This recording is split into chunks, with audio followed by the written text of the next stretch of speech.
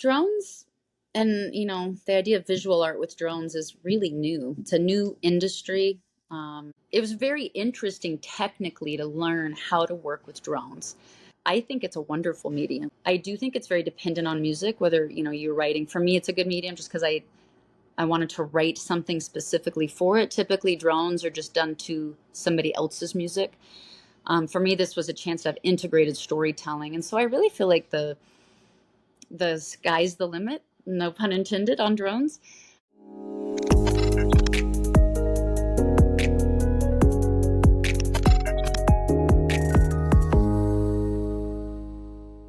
Okay, welcome back to the MO Podcast, where we explore the minds behind some of the most ambitious projects in the art world. I'm your host, Joey Flores, here with my co-host, Jonathan Neal, and today we are thrilled to be chatting with a true cultural icon. You probably know Jewel as the multi-platinum, Grammy-nominated singer-songwriter whose debut album, Pieces of You, became one of the best-selling debut albums of all time. She's sold over 30 million albums worldwide, earning her place as one of the most influential artists of our time. Today, we're diving into a different side of Jewel, an immersive visual art exhibition presented at the Crystal Bridges Museum of American Art in Arkansas called The Portal. The Portal is not just a show, it's an immersive experience that brings together Jewel's incredible paintings and sculptures, along with an innovative drone experience choreographed to a 10-minute original piece of music. The Portal is structured around three interconnected spheres: the inner world, the seen world, and the unseen world, with the inner world representing the realm of thought, emotions, and personal introspection. The seen world captures the physical, tangible reality that we experience through our senses, and the unseen world delves into the mystical, spiritual, and cosmic forces that influence our lives beyond our immediate perception. In today's episode, we'll explore the inspiration behind the portal, the creative process that brought it to life, and how Jewel's work continues to evolve across different mediums. So without further ado, Jewel, welcome to the show. Hi, thank you. So we often open the show by asking people what was the most ambitious thing they did prior to the project we'll be talking about. But since pretty much everybody's going to be familiar with your incredible music career, I thought I'd ask you, how long have you had an interest in making visual art, and did that interest play a role in things like your album artwork and music videos? Yeah, I started studying visual art in high school. I went to a fine arts high school called Interlochen. And at first I just needed a job, and so I was modeling for the sculpture class. But the teacher was so interesting and just evocative. She had a really great mind. And so she would often talk about plane changes, by kind of touching my arm and showing the plane changes. And I just found it very interesting.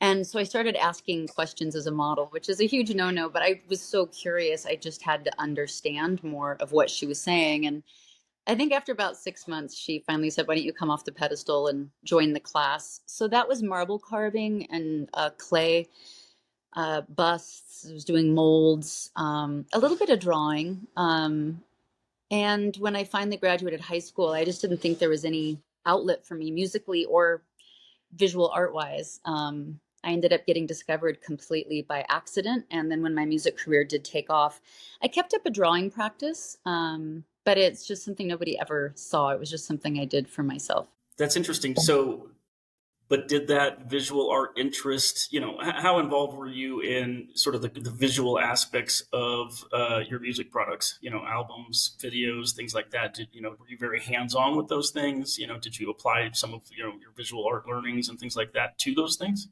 Yeah, for me, all of life is art. There's no way to separate yourself from it. It's all storytelling too. We're always communicating stories, whether we're doing it in short story fiction or poetry or with a sculpture or with a painting. I'm very interested in storytelling. I'm very interested in how we receive story. And that can be through an album cover. It can be the quote at the bottom of the album cover. Everything. So yeah, definitely involved in all the visual aspects of my career. And really, from a young age was pushing myself. I've always done something odd. I call it my deathbed decisions, where anytime I make a decision, I pretend I'm on my deathbed looking back on my life at this decision, and does it matter? And I realized something that would really bother me on my deathbed is if my music was my best art. If any art was my best art, I wanted my life to be my best work of art. I hope when I'm on my deathbed, I look back and I feel like my parenting was artful. I feel like my relationships were artful. And that meant I actually had to dedicate time to other things growing than just music. Um, my my art has seasons. There's times, when I was young, it scared me because I would go 6 months without writing a song. But then I realized I was writing poetry for 3 months, and then I realized I was only drawing for 3 months, and I realized I just had a rhythm in my own being of how I wanted to interact with life and how art came out of me, and to trust this cycle. And then I realized like I had to make time not just for my career, not just for these art forms, but for a relationship, for parenting, and that I had to learn as much about all of these aspects as I do about any of, learning about poetry or things like that. So I know that's a long way of answering. Yes, I was involved in all the visual aspects of my career, but I just want to give you more of an overview of I hope that everything I'm doing has an artful quality to it. Do you feel like there are themes or concepts or messages that are easier to convey or different that you can convey through visual art than through your music? Yeah. I'm trying to think of how to put it into words. When I was young, I was studying philosophy. And I remember reading, I want to say it was Pascal, and there was something about language and the origins of language. And something about it really got me thinking about shape as the first language. Form and shape and symbology carry generational potency. And a circle, before we had language, we had a relationship with a circle. It was the sun, it was also the moon, it was also when you dropped a stone in the water, you would see circles, and you would see an interconnectedness in form and shape. And I remember being very taken by that. I think that, especially as I was studying marble carving, it was abstract form. Why does a shape speak to people? If you study, like, it's fascinating. Why does an abstract form light all kinds of people up? What is it about that abstract form that worked? Because it's a language and it is communicating. So I do find visual art to do something very, very different than any other art form, because I think it leaves more room for people to put their own subconscious feelings, for their own psyche to speak to them without being led. Like a song leads people. I'm leading people. You know, when I do something visual, I'm narrowing their focus, like with an album cover. Even in a story, a short story fiction, I'm deciding what people see in a way, and in a way we do with visual art as well. But we're just giving them a lot more context and telling them what to think about it. Whereas I think there's something about just pure visual art that really lets the person have a relationship with what they're seeing in a really unique way.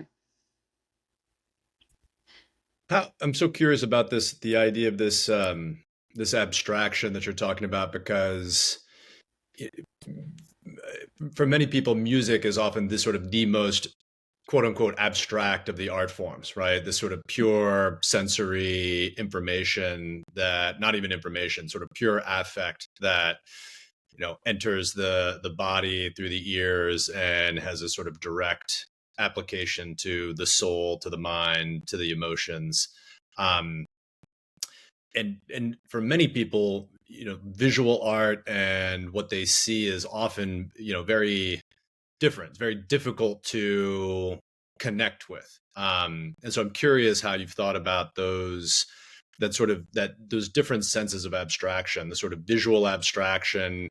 I understand what you're saying in terms of certain shapes and certain forms having ability to communicate, but often it's like it has to be decoded or deciphered, whereas music is just direct impact in a way. Yeah, I mean, I think you're absolutely right. I do think music narrows the focus and helps you understand what it is that you're listening to. And it's an amazing thing. It's kind of like what I find all that about. I find this about all art is it's prescriptive. You have an artist connecting to something, and then it comes through, and then it gets given to each person in a very individual way. I was always amazed and just astounded by the power of music to touch people, to make them cry while they're driving down the road in their own car, in their own space, to touch something about their life. But it is like leading the witness to a degree. A song is what it's about, and it says it in the title. It's not a lot left to the imagination. It depends on the songs. There's a million styles of songwriters and stuff, but I'd say in general, that's true. But I think it's just what kind of storyteller each artist is. Why has Rothko been so enduringly popular? Why are those shapes and those blocks of shapes so enduringly resonant for people? I find that super interesting. I don't know if anybody can honestly say why. I'm sure if we asked people, they'd have different feelings or opinions, but it would be very based on what they think it is. And I think them projecting their experience onto it. Yeah, no, I think that's right. The Rothko example is a particularly interesting one because I think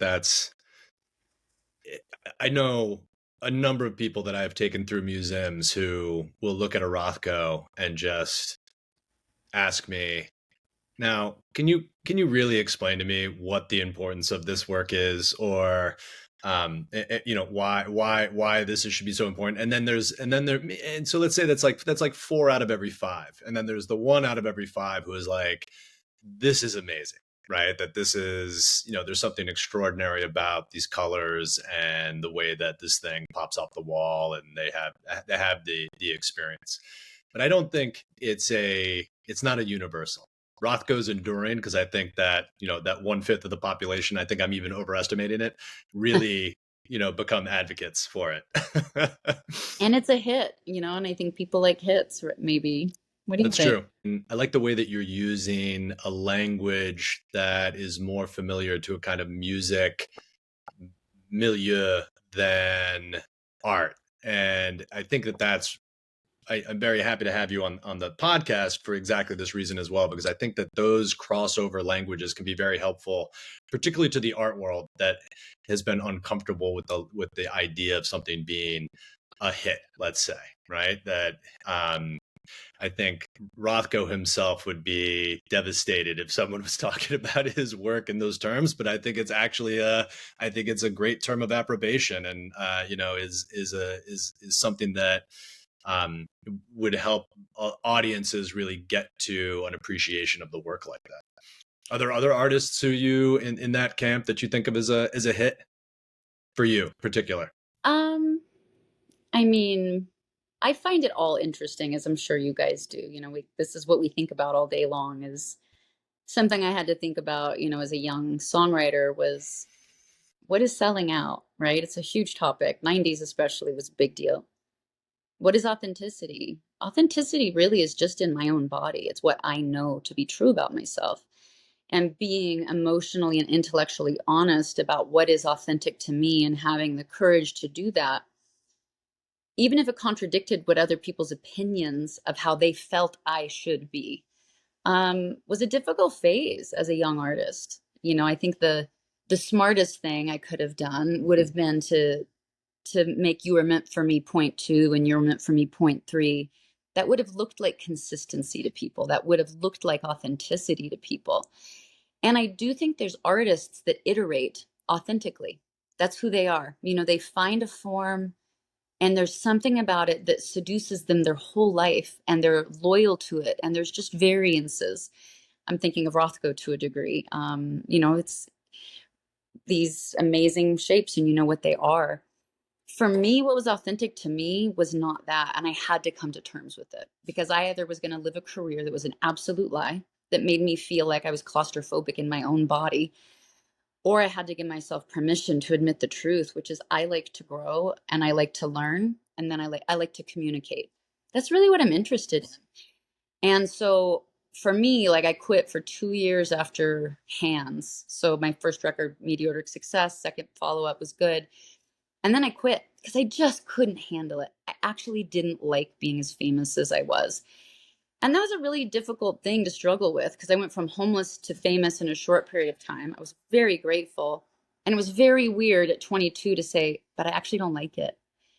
What about this do I like? Would I like to be something else? Would I like to be a photographer? Would I like to be a chef? I took 2 years to figure it out. And what I realized is I love learning. I love music. I just didn't like being that famous. And so now that I knew what I was solving for, I just figured out how to make myself less famous. I would take years between albums. I would kill my own momentum.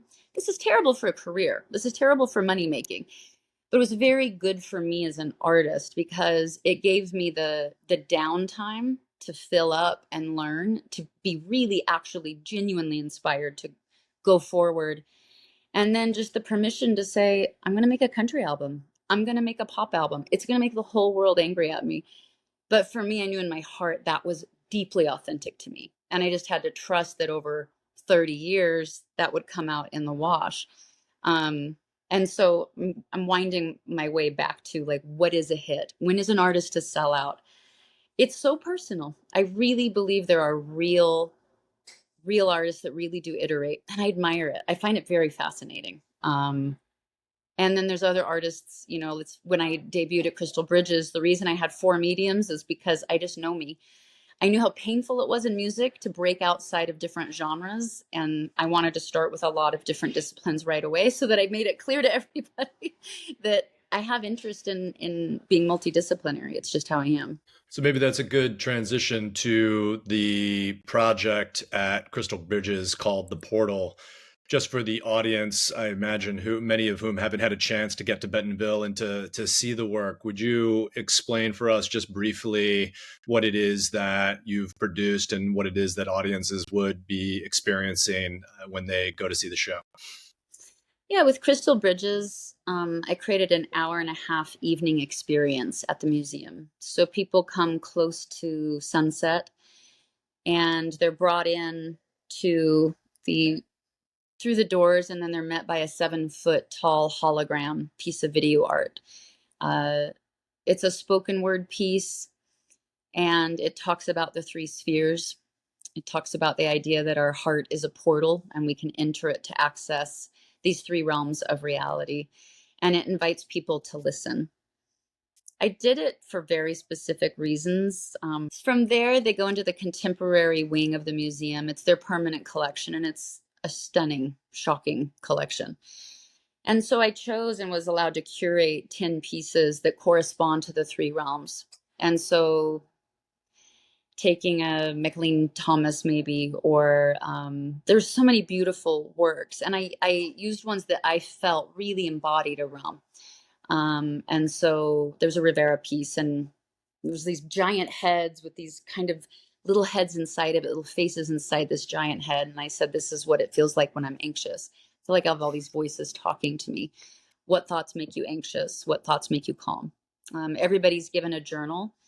And there's a video of me next to each piece where I explain my thoughts on the piece. And then I ask this behavioral health question. And then people can write this question, their answer down in their booklet. And so that probably takes maybe 45 minutes, I think, to kind of work your way through their contemporary wing.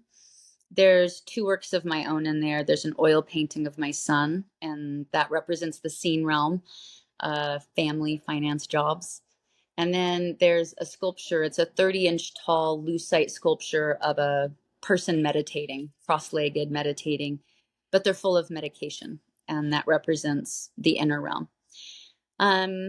It all is wrapped up by an Eversley sculpture that I think really represents all 3 realms. And so I ask people to identify one thing in their life that causes their 3 realms to come into conflict, and one thing that helps them come into harmony. And then there's a sentence, a behavioral health sentence that really changed my life. It's, I sacrifice my attachment to X and I dedicate it to Y. For instance, for me, I'm working on perfectionism. So I sacrifice my attachment to perfectionism and I dedicate it to being present. I use that every morning. I meditate with it. I created a 5-minute meditation and a QR code in that journal so that if people want to practice that meditation every day, they can do that. And then after that portion, people are brought outside. There's a lake outside. And then I created a 10-minute drone show with original music that deals with the 3 spheres, deals with identity, stress, what we carry, and our own resistance to our own brokenness, and maybe switching perspectives that maybe we could make something beautiful of our broken things. What if all of our hearts are destined to be broken? What if it's really more about what we do with the pieces that make us extraordinary? What, Joel, was the drone show completely your idea, or was that something, how did that come together, and how did you decide that was a medium that you wanted to use? I wanted to have 2 traditional mediums where, I know I'm not from the art world. I'll be coming into this, and I'll have a lot of because I was lucky enough to be able to work with Crystal Bridges, I wanted to have these two pieces that were very traditional, that everybody has a relationship to oil painting, whether they've studied art history or whether they're artists themselves or not. And then I wanted to have two that were brand new mediums. I'm very enamored with new mediums because I think that we don't have a relationship with them. And so it's like a blank slate. I think, I'm supposing that the viewer has a different sense of awe and wonder, and they can't project their own feelings and thoughts and opinions of the medium onto the piece. And so I was looking for new technologies that I thought could be compelling. And a friend of mine had just bought a drone company, and I was like, tell me more. What are you talking about? And the more I learned about it, especially coming from a sculptural background, basically I'm learning somebody's telling me I could create sculptural shapes in the sky that are 300 feet long or wide or deep. It's pretty exciting. And you combine that with music and storytelling. For me, it just was a home run of combining all those things. And there's a lot of science. The behavioral health component in this whole piece is, very intentional. One of the things that I wanted to really accomplish and why I wanted to use drones is there's a lot of science of awe, the science of awe on us physiologically and biochemically, how it resets our nervous systems. And I really wanted this whole experience to end on something that causes awe. And I think that was probably my favorite part of watching people go through the experience, was seeing 300 adults with their heads turned up. You don't see that unless you're a little kid looking at your parent. It was neat to see 300 people a night come through and look up. And it was like the posture of awe. It was lovely to see. I think I experienced some awe just seeing your oil painting. The painting of your son is incredible. It's yeah, I was I didn't expect that when Jonathan mentioned that you were working on visual art stuff, and I got blindsided by how incredible a painter you are. It's Thank you. That means a lot. Like I said, I wanted to do two things that were technically difficult, and that painting means a lot to me. Yeah. Are these themes that you're exploring in the portal the same themes that you've been exploring for a while with your music? Are they new themes? And part of the behavioral health aspect, I'm curious if the pandemic sort of brought that into clearer focus for you like it did for so many other people. I've always worked on three main artistic areas, writing, visual art, and behavioral health. It started about 25 years ago. I helped co-found a foundation. I moved out at 15. I knew that statistically that's not a great idea. Statistically, you don't go from an abusive household to paying rent on your own and thinking that movie will end well. And so I wouldn't let myself move out unless I felt like I had some kind of plan. And as I was looking at what I was up against and trying to grapple with it, I realized that as much as I had a genetic inheritance, I also had an emotional inheritance. And it would give me a predisposition, just like a genetic inheritance can give you a predisposition to diabetes or heart disease. My emotional inheritance would give me a predisposition to probably abuse, addiction, all kinds of things that I could watch generationally in my family. And so I felt like my job was actually to learn a new emotional language, like a new lexicon. I already spoke a certain language. How could I learn a new one? It was a daunting task, but very intellectually, it made me curious. It made me very inspired to see what that meant. And what it led me down accidentally was behavioral tools. I wouldn't have known that word. I don't even know if that word was around then. But I realized my behavior drove life. And I realized if I didn't know what drove my behavior, I would never change. And so writing really helped me examine and get curious about what behaviors weren't working for me, maybe understanding why I was driven to do those behaviors, and then seeing if I could behave differently. And it led me down a really incredible journey through being homeless, through shoplifting, panic attacks, agoraphobia. I mean, it was a wild ride, ultimately to being, homeless when I was 18 because I wouldn't have sex with a boss.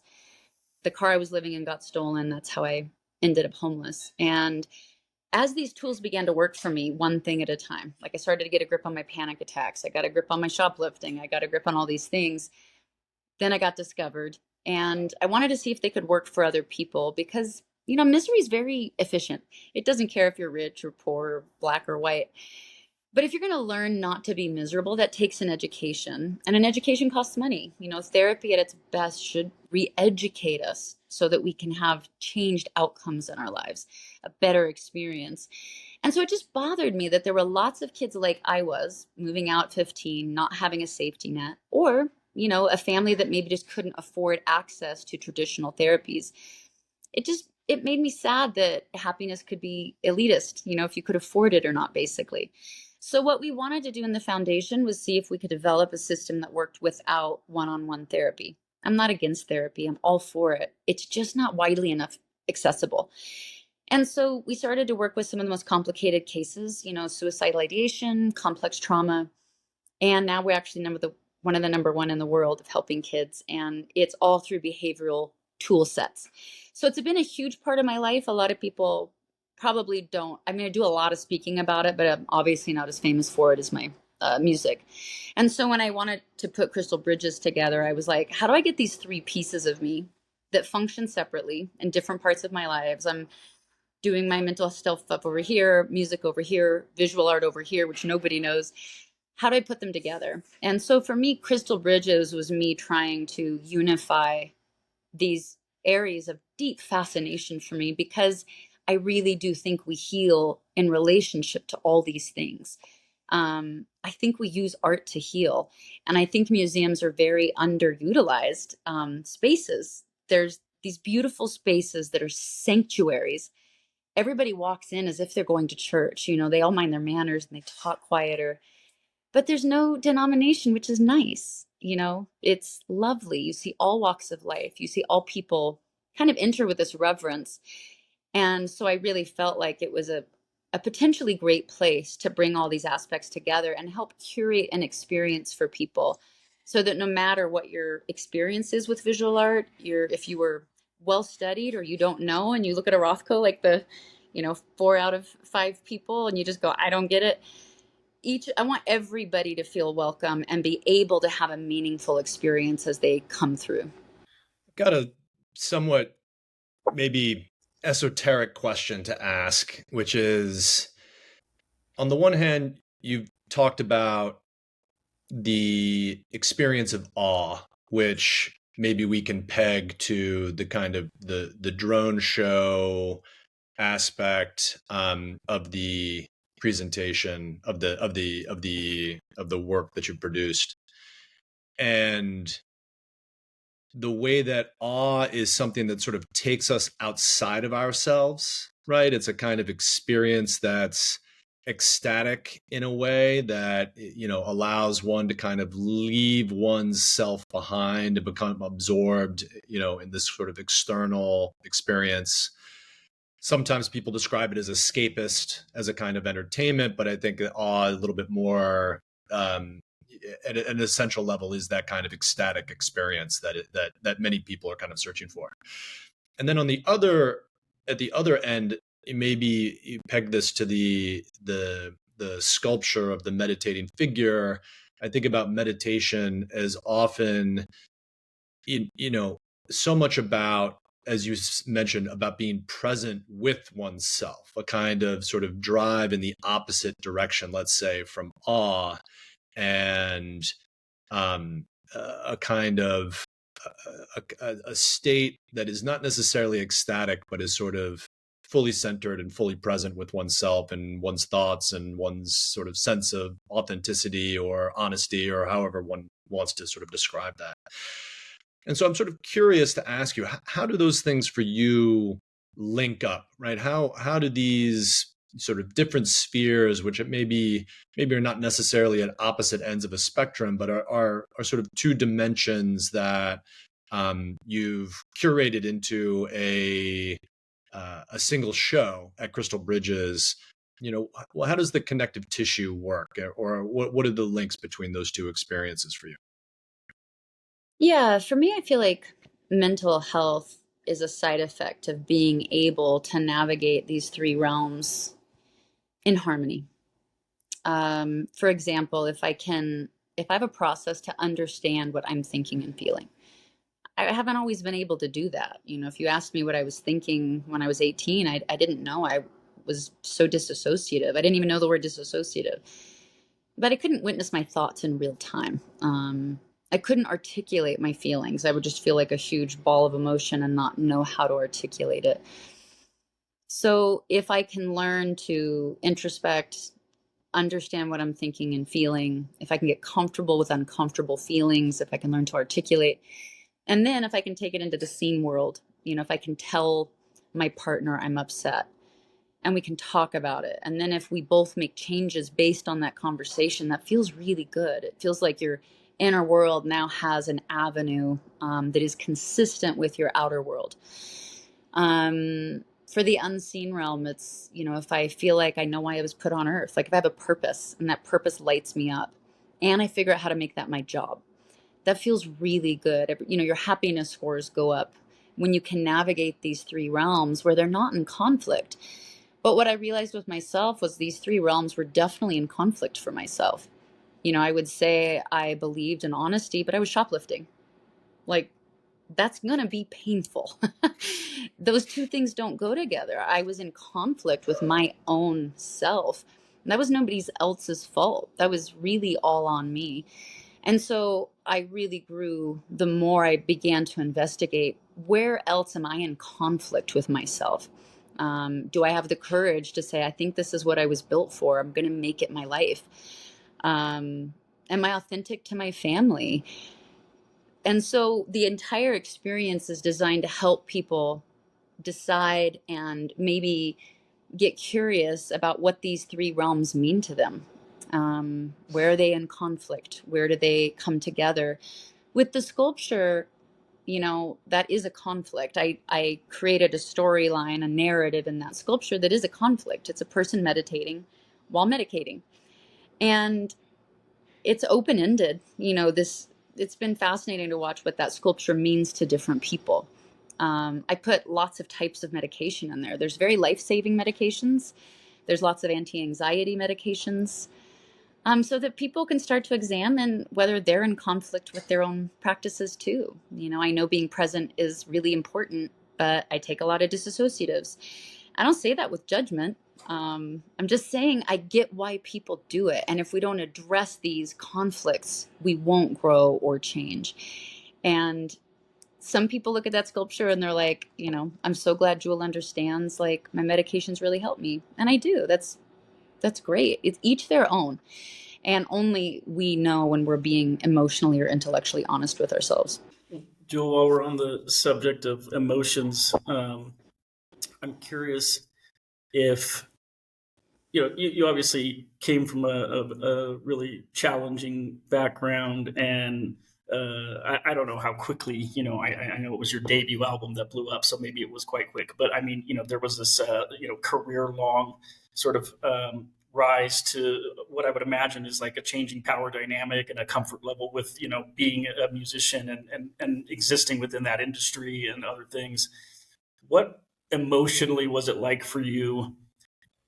You've been making visual art for a long time, but it's, I don't think, ever been at the forefront the way that it is now at Crystal Bridges. So, like, emotionally, what was it for you?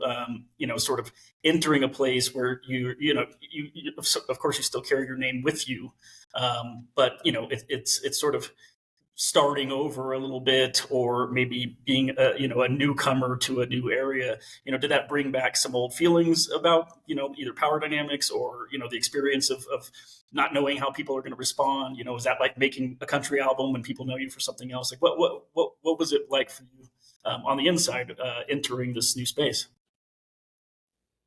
Yeah, a lot of my career, I seem to put myself in a position of having to start over. Country is a great example. When I went into the country field, it was met with a tremendous amount of skepticism. It's a world where they don't want a tourist, which is fair. That's fair. Country music is important and I believe noble. I grew up on it. And so I understand that feeling. Nobody wants to feel like you're just coming in there to be a tourist for a minute. And so I really had my work cut out for me and had to start over, building all new relationships. It's an entirely different radio system. I had people that wouldn't even let me in their office at radio stations. I'd have people say, what makes you country? And that's fine. Like, I don't feel entitled to be anywhere.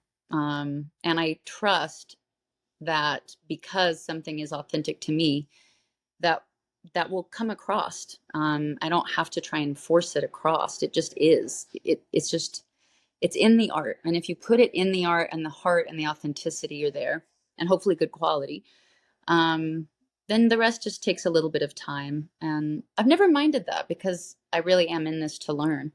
So I learned so much about different systems, navigating different systems. So with visual art, and again, I just did it over and over in so many areas of my life that, yeah, I don't mind that. Like I said, I don't feel entitled to be respected. I don't feel entitled to be taken seriously. I do hope that when I make serious work, it should communicate that. That's it. That's the work's job. It's not necessarily my job in any other capacity than that. I think the most rewarding thing for me about doing the thing at Crystal Bridges was that I got to be a 50-year-old woman and at the debut, the launch party, realize I'm more inspired at 50 than I was at 20. I didn't think that'd be the case. You know, I've had a hard life. Life makes us bitter and less trusting. And I've tried to build myself into something that could stay open and receptive and inspired, but it doesn't just happen. Like I had to heal to make those things happen. And so for me, it was just personally very rewarding to be able to stand there. The museum took an enormous risk on me. You know, I'm not a proven artist. We all know that. They really, really took a risk with me. They really partnered with me. They really believed in me. And it felt a lot like the beginning of my career, you know, when a few people were like, I've always been an outsider. I was a folk singer at the height of grunge.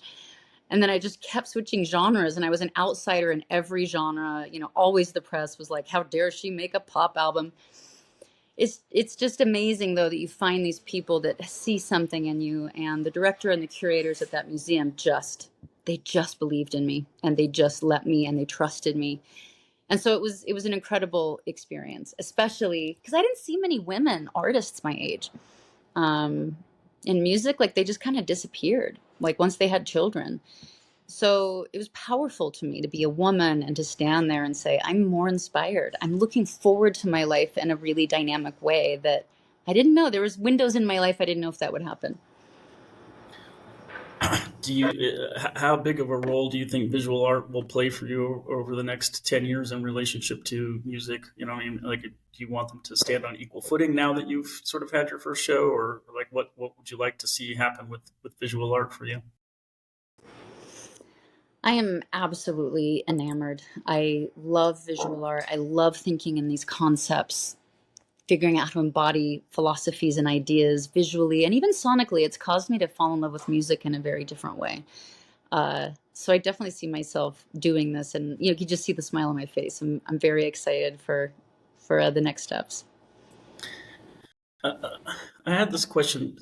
I do some painting and some music myself, and I'm curious. I wanted to ask you a little bit about your influences, and not necessarily just specifics of who influences you, but you know, I find that, you know, music I will listen to, you know, the songs that I love, I'll listen to hundreds, some of them thousands of times, and they very much become like an ingrained part of my being. And then when I make music, I think that my influences can be quite clear.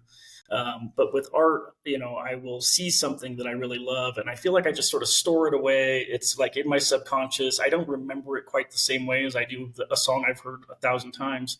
Um, and those things might enter my visual art in a subconscious way, but it's very rarely like intentional. And I'm kind of curious, like how do people influence you in music, and how do people influence you in visual art? Are they the same? Are they different in that way, or some other way? I really, um, I'm sure like everybody, you know, we're all ingesting information all the time, and it always is influencing us.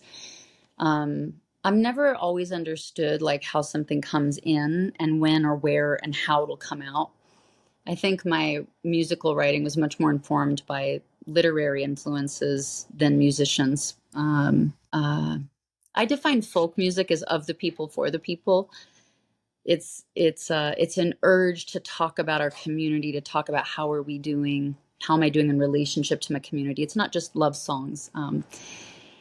And before I was listening to folk music, I was reading Chekhov, and I was reading Steinbeck and Pablo Neruda, the writers that were very in touch with people, the common person, like our normal experiences. Anais Nin and Bukowski, I really appreciated that they were honest. I really felt isolated by most people's work in popular culture because it felt like everybody was perfect and beautiful, and I didn't feel perfect, and I didn't feel beautiful. I didn't feel happy. And so when I saw artists tell the truth, it was riveting because it made room for me in the world.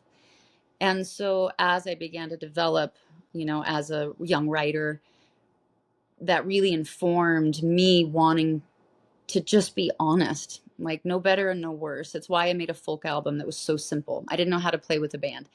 I could have had a fancy producer and a slick band, but it wasn't me yet. I would have to earn that over time as I developed. And so I like that kind of emotional honesty in work. And I notice all the work I gravitate, whether it's visual, that tends to be this type of stuff I'm drawn to. And it always reaffirms something in me of I'm just trying to be very honest and as authentic as I can, make room to grow. I think when I was younger, you would hear my influence. Like I would just rip off my favorite singer. I would learn how to sing like them. That's how I taught myself to sing. I would learn to imitate Tracy Chapman. I would learn to imitate Joni Mitchell. I would learn to imitate Rickie Lee Jones or Sarah Vaughan. And that was just a part of my process of learning how to synthesize and coordinate my vocal cords. And I saw it like painting. Joni was like a yellow, but I really had to understand yellow. And then I had to go understand Sarah Vaughan's like blue. And slowly with time, I learned how to incorporate these things into my own sound. But when I was young, I definitely had a producer that just felt like I sounded too much like my influences. But I felt like that was just because I was at the phase of development I was at. A lot of my early work looks like Modigliani, huge Modigliani fan, huge Brancusi fan. I'm trying to think of who else, Klimt, Egon Schiele, just really visceral, interesting shapes, and the painters that also kind of had sculptural elements. And then, as it develops over time, it's not quite as strong. You may not see it as strong, but I love my influences. I'm very proud. Like I think people should be proud of their influences and not be afraid to say who they were influenced by. What, as opposed to just writing one song, what have you sort of learned over your career about creating an album as a whole, and how did you bring that knowledge to the Crystal Bridges project? I think the thing that helped me with the Crystal Bridges project the most was live performing. I don't ever do set lists. I like to meet people where they are, and then I like to try and help people forget their day and, where they came from, and get them really present and engaged and in the moment with me. And I was very challenged to see if I could do that with Crystal Bridges without being there. And that became like its own hidden sculpture. Was this shape of like a wide funnel of people coming from outside world in the doors of Crystal Bridges to my hologram. And then how could I get people to buy in? How could I help them forget that they just got in a fight in the car with their spouse or whatever, that their babysitter didn't show up or all the things, and buy in quickly. And so, like when I talked earlier about the hologram, like the reason I used a heartbeat is because we have mirror neurons. And if we hear a heartbeat, our own heartbeat wants to regulate to it. And so I used a slower heartbeat to regulate people down and help them get off of, their sympathetic nervous system and maybe into their parasympathetic nervous system. And so the way I designed the music for the hologram installation was really designed to kind of tap into people's nervous systems, because I wanted to get everybody's attention and I wanted to get buy-in, and I wanted them to feel open, like I'm going to listen, I'm going to go into a new experience. And then as they go into the contemporary wing, it's like this inhale and exhale. Some of the questions, the pacing and the timing of it was very important. Some questions squeeze them and ask us to really reflect on something hard, and then one lightens up. Question makes you reflect, and then another one causes you to talk to somebody next to you. And then ultimately it ends with this wide funnel again of going outside and seeing the drone show in a very expansive feeling. So for me, that's how being a live performer affected this hidden sculptural shape of working with people in a space, and how can I help create an experience for them that's designed to a degree. What's been the most rewarding reaction that you've gotten from the show? Gosh, there's been a lot of amazing, rewarding reactions on a lot of levels. It felt really good to be a good partner to Crystal Bridges. When somebody takes a risk on you like that, you don't want to let anybody down. You know what I mean? So seeing it be successful, seeing that risk paid off, was really rewarding, because it was a courageous thing, and I was just incredibly appreciative, and we all worked together really hard to make it happen. I hoped this would hit the zeitgeist. I hoped this installation would work. Seeing it work, after a year of working, was, of course, very rewarding. I think it was the most successful show that they've had. Broke attendance records. The personal relationship and reactions to the work was really powerful. The way people left and their reactions, and their out surveys it was incredibly rewarding and humbling. Hearing that, a lot of employees in the museum loved going through it, and, had written down, like, I don't think I've ever talked so much about art in my whole time working here, that experience gave them an outlet and a time and a space to really discuss that permanent collection, and to allow people from the outside to engage with this collection in a different way.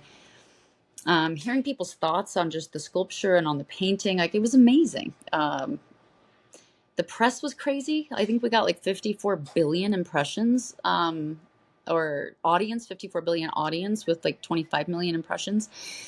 It was silly. The People magazine article written on it was the most popular thing since the passing of the Queen. It's just weird. Like, it just took on a crazy little life of its own, and it's such a nerdy idea. It's such a strange philosophical little idea of traveling to three spheres, and seeing it connect like that was really amazing.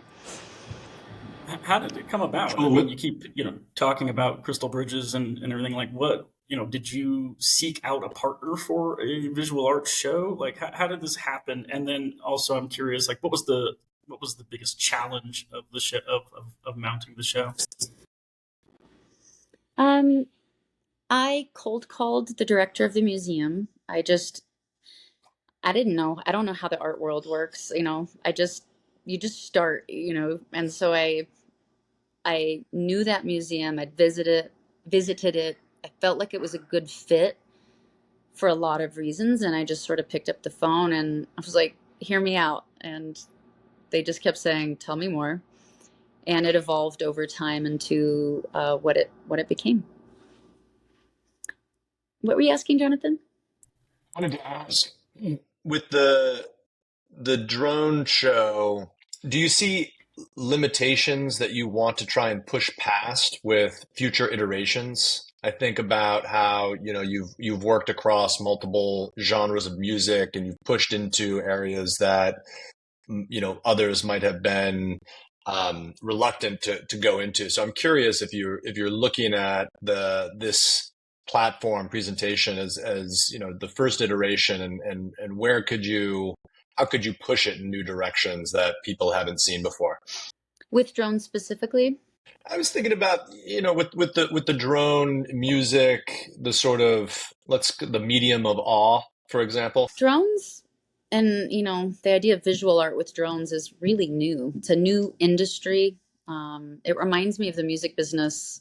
Not that I was alive then, but the dawn of the business, what I've heard is that it was just kind of the new Wild West. You could write a song, but if there wasn't a publishing company to help you defend that copyright, what was the good of owning the copyright? It was very interesting technically to learn how to work with drones. So that was a really rewarding and interesting thing. I think it's a wonderful medium. I do think it's very dependent on music, whether, you're writing. For me, it's a good medium just because I wanted to write something specifically for it. Typically, drones are just done to somebody else's music. For me, this was a chance to have integrated storytelling. And so I really feel like the sky's the limit, no pun intended, on drones.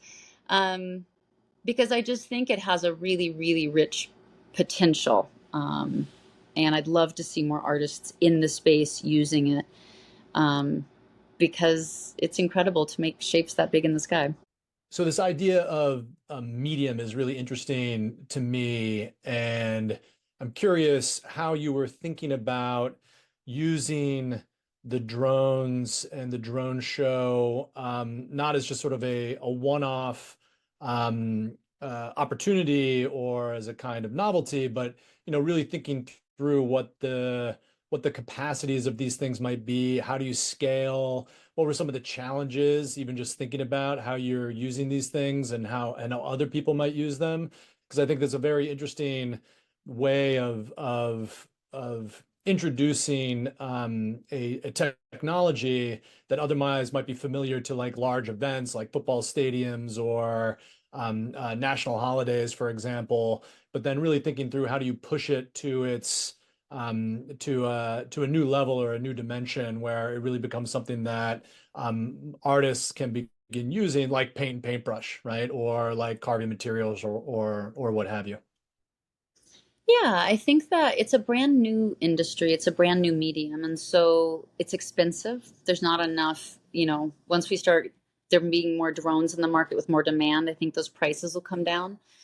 And so that was definitely something I had to be very practical and solve for, because having 200 drones every night for 3 months is not cheap, and so I actually had to create a real solve with the museum of how to fundraise around that. So that's just very practical, but it was a really important thing, obviously, to solve for.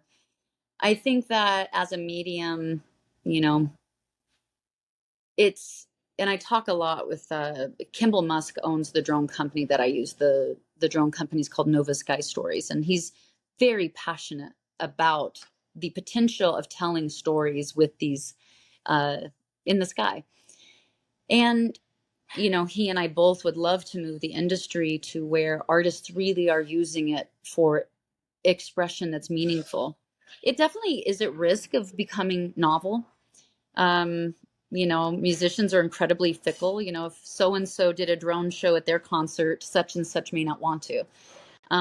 So how does this very nascent, industry go from being a novelty or just, for the 4th of July, like fireworks kind of got relegated to, versus how do we really help people tell meaningful stories? And I think it's going to take artists getting interested in it. For me, I kind of went the opposite. I think that the trend right now is like shock and awe and overwhelm. A lot of, especially technological experiences in the industry are just overwhelming. It's like an assault on your system. I wanted my thing to do the opposite. It's actually quite calming and dilating and inspiring, but in a very neural calming way. And that's just what I'm interested in. Everybody's different. And so it'll be interesting to see how people choose to engage in it, if other artists start to really pick it up, because it's going to take like an artistic viewpoint to really help that industry go forward. So it's not just companies, making logos or, those kinds of things. And it's that way in visual art. There's advertising art, which is actually incredibly brilliant a lot of the times. And then there's other people that were like, started to use oil paints in a different way. So it'll be interesting to watch it evolve. So, Jewel, I'm curious. Jonathan's talking about the constraints of a drone show, and this is just kind of a silly question, but would you feel like you could do more if you had 400 drones or 500 drones? I mean, was that something that you thought, man, if we had more of these things, this just could be bigger, or do you feel like 200 was plenty and you're able to do? I felt like 200 was plenty. I built this for this space that it was shown in. Crystal Bridges is a beautiful building. It's a beautiful piece of architecture in nature over this beautiful square lake, surrounded by these beautiful glass buildings. And I wanted these drone shapes to come down, to feel like it was in this little intimate space, in this little intimate box. It's actually the closest drones I've ever flown to people. I had to use bird netting. It's funny, you get into things and you discover like what you're in for. I remember the day at Crystal Bridges when I realized we need bird netting over their gorgeous outdoor seating area. It was one of those interesting moments where like, I guess we're in for a penny, in for a pound. Here we go. But I wanted them to come down low, and it was fun to create it. There's a sense of intimacy when it comes down. These drones can fly within inches of each other, within inches of the building. I mean, it's insane what the technology is capable of. And then at other times, I wanted it to rise up, where it's large and kind of has that awe-inspiring feeling as it gets up bigger, especially relative to storytelling. It's neat working with sculpture shapes in 3D. When do you want to move a shape up and why? Why are you doing that? What is the point? Is it important?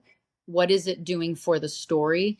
So breaking down like sculptural shapes into fluid shapes into 3D was really interesting to me. Now, if I took this somewhere else, which I'm sure I will, and the space was really big, I can adjust it pretty easily to be 400 drones and fly the same show. It just depends on the geography is a partner in drone shows. The topography, the geography, whether it's going to be over the ocean or over people. And I like that. It has a really natural relationship to the land, which makes me very happy. Does that mean you already have some other places in mind that you think that this would be really fun to do? Yeah, I did it for a friend who was doing a fundraiser, and we did it out over a soccer field. I'm talking with another institution that would like to use it for a gala. So we'll see. Like I said, it's a brand new thing to see how does this work? How can this travel around? One of my goals with Crystal Bridges was I'm a mom. I'm a single mom.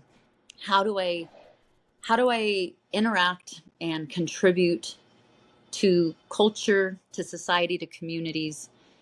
How do I make work that's meaningful and inspiring to me? And how can I do it without leaving my house? That's what I'm solving for. And so being able to be there for the launch of Crystal Bridges, but not have to be there all 3 months was amazing. The fact that this drone show can go without me and affect people and move them, that was important to me. And so a lot of what I'm building is honestly solving for that concept of like, I want my art to be my life. I have to be there for my son. So how can I do both in a meaningful way?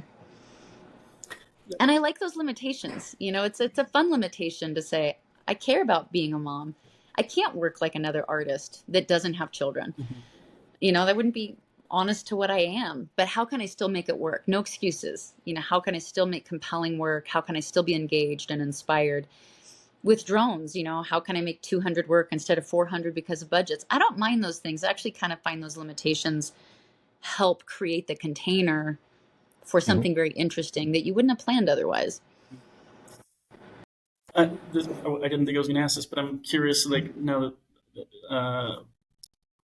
you think about how do you think about things differently? You create paintings, you create sculptures. Maybe you will do like a limited series, right, of the sculptures, or I don't know, might make a few of them, but for the most part, I don't think you're going to make thousands of prints of a painting or anything like that. Or at least that's not what it seems like. How do you think about the difference between creating something like an album or song that and selling 12 million copies versus creating a painting that could maybe only be purchased by one person? Do you even care about your visual art being bought? How does like sort of the market and the fact that these are one of one or maybe one of five objects, how does that play into your thought process about what it is that you're creating? That's a great question. I've never made a decision based on money. It's just, I've always made decisions based on what I find interesting. And then I try to find a way to make them successful. And success has many different meanings. It's a loaded word. I have to make something that's good, right? So hopefully like that oil painting, I feel it's a success because it surprises people. It helps people understand what I've been doing and some of the skill it takes to do that. So that's a success, I think, in and of its own right. And then what after that? You start thinking about and understanding the business. I've personally always felt like understanding the business is the best way to protect your art.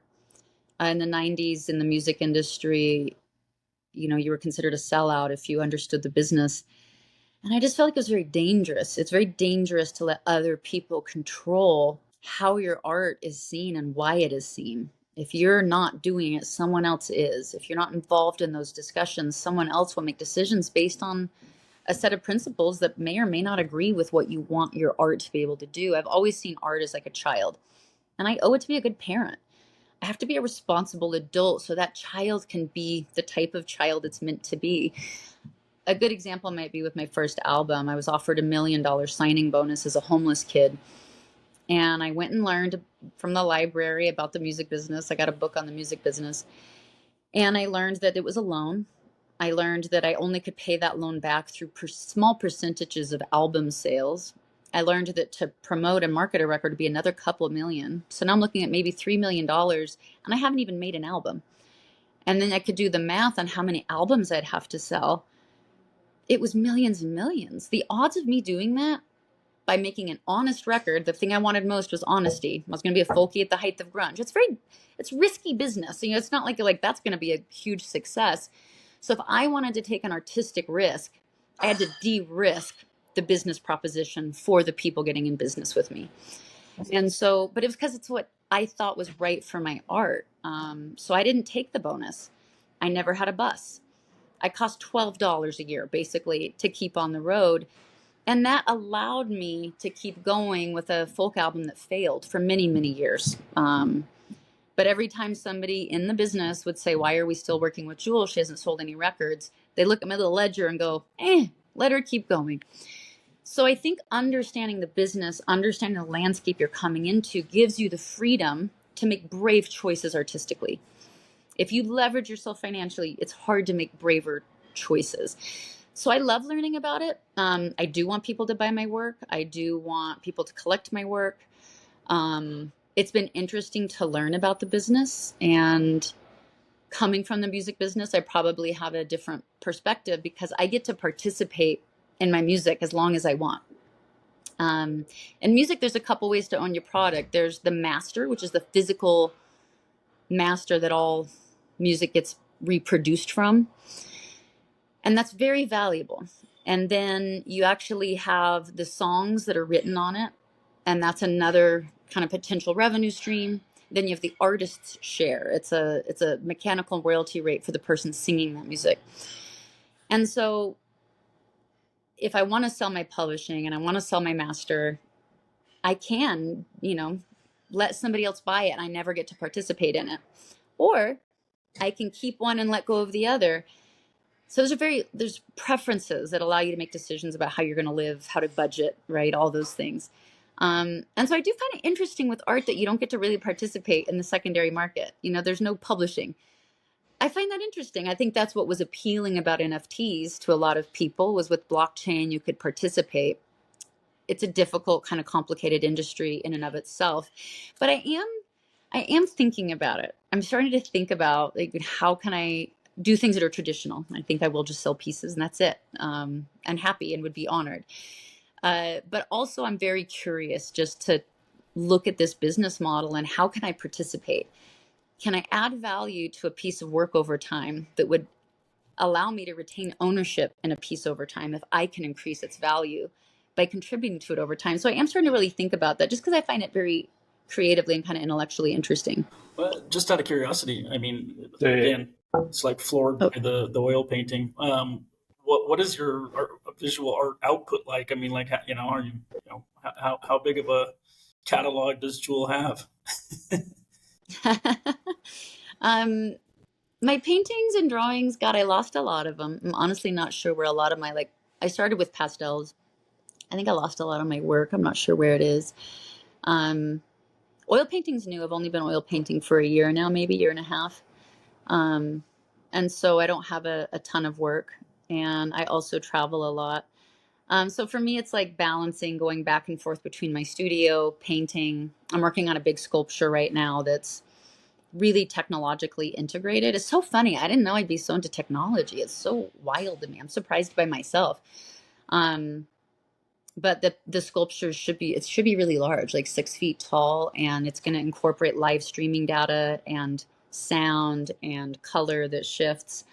Um, and so I think I'm going to keep moving through depending on what that opportunity is and what I feel like creating for a specific opportunity while I keep up, my oil practice and some of the more traditional things.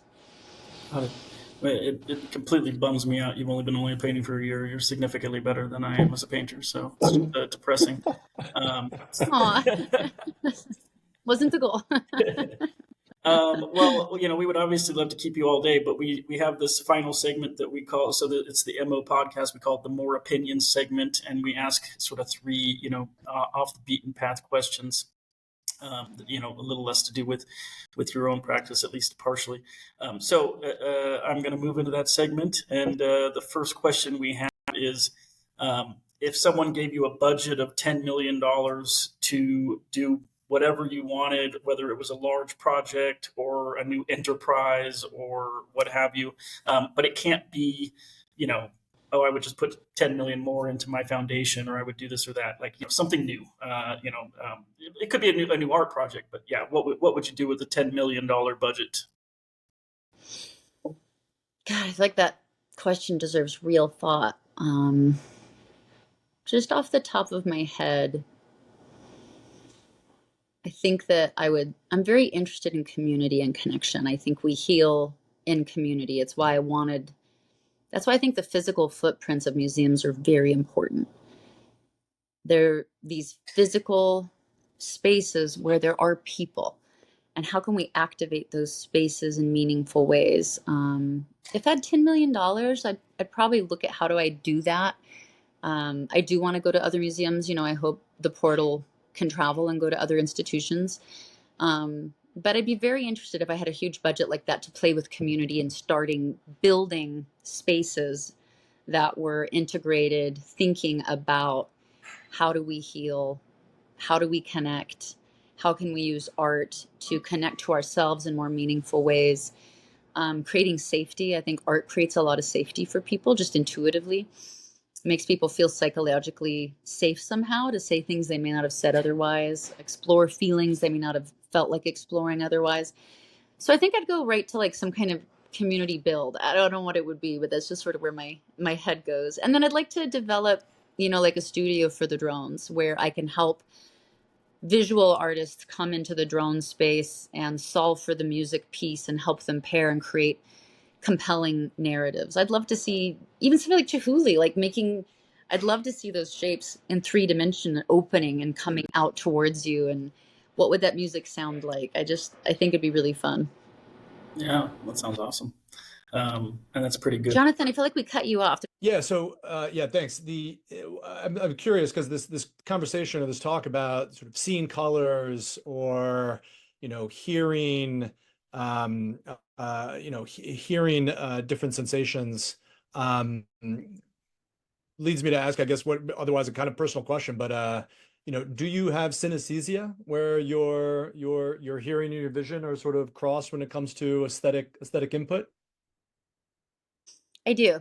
Yeah, I've had synesthesia since I was young. I thought everybody did, so I never mentioned it. And then I'd read about it in a book, and I was like, oh, like there's the word for that. And not everybody does that.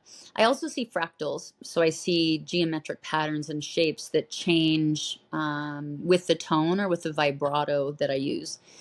The shapes look a lot like, I don't know, I saw on Instagram recently when you put a piece of aluminum or like metal over a speaker and you have sand, like C will make a shape. That's what I see in my head. That's why like visuals and sound and shape and story is just all, I wouldn't know how to separate them out. It's made me very happy that I don't have to, that I'm starting to be able to create work where it all comes together. We had another artist on here who's very multidisciplinary and great at incorporating lots of different things into his practice, and I think it's just like super rewarding. I would imagine. when I ever see these painters who've been making the same kind of series of painting for 20 years, I don't understand how that could be rewarding as an artist.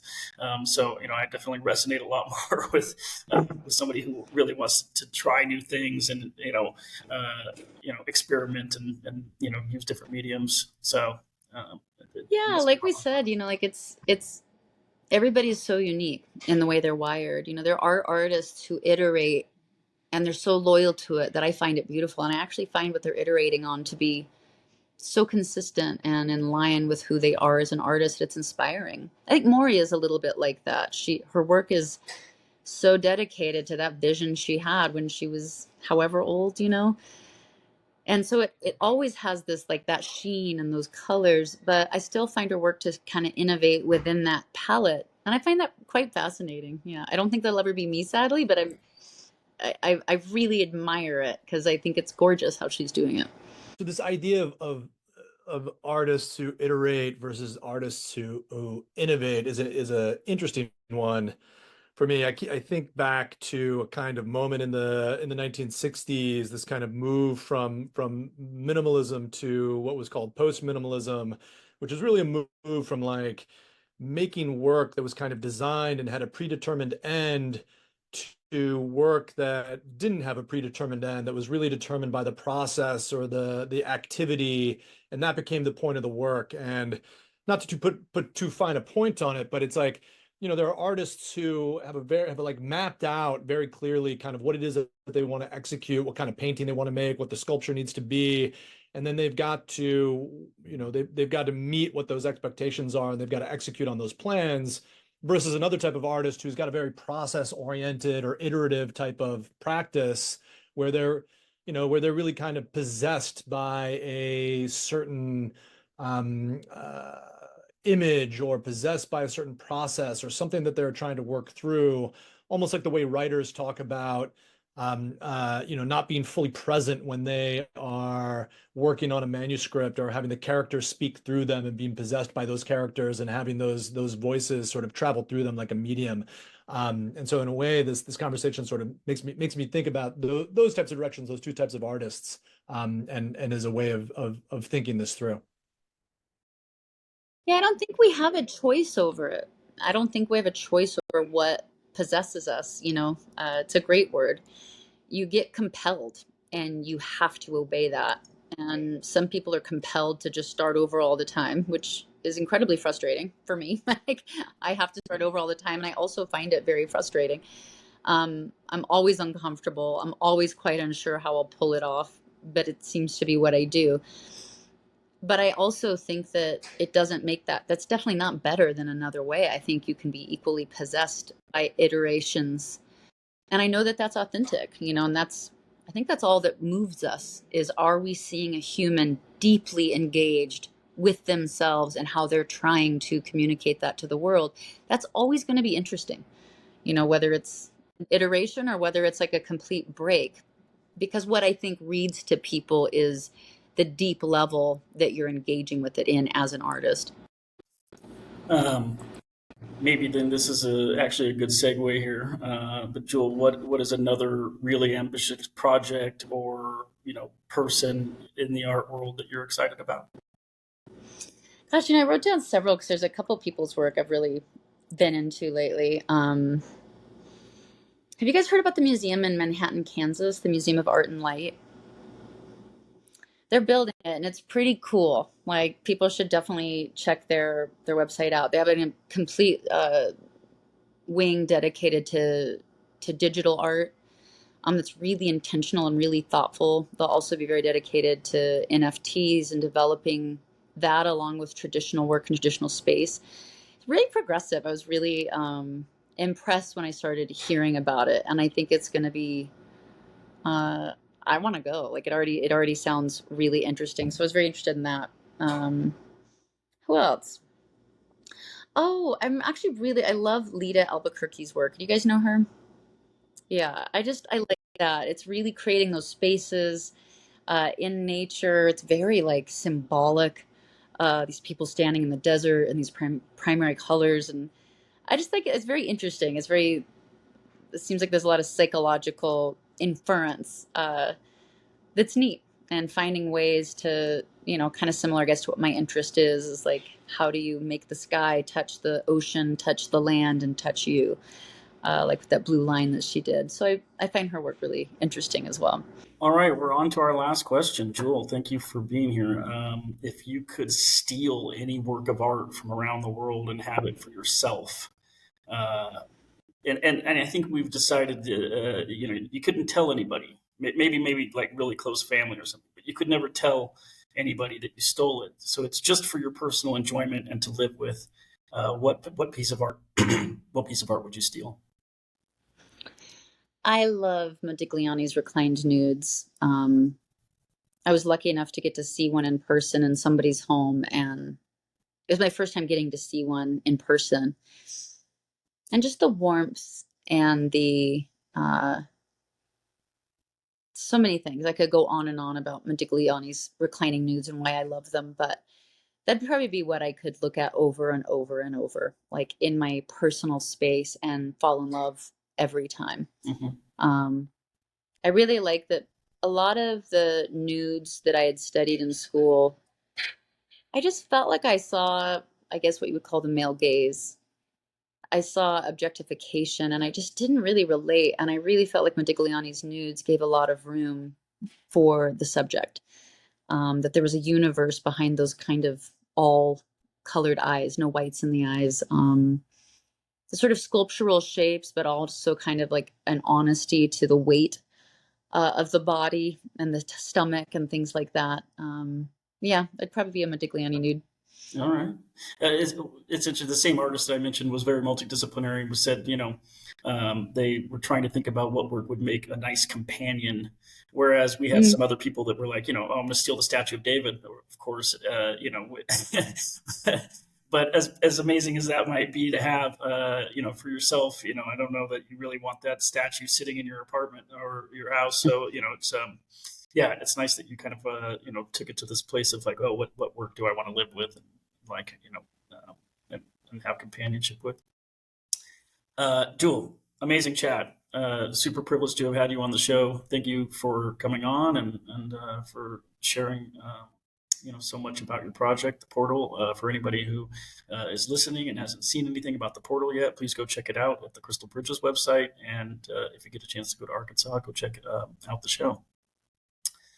Thanks, Well, Jewel. thank you guys. It was nice seeing you, Joey, and nice to see you, Jonathan. Yeah. Thank you, Jewel. Thank you so much. Bye-bye.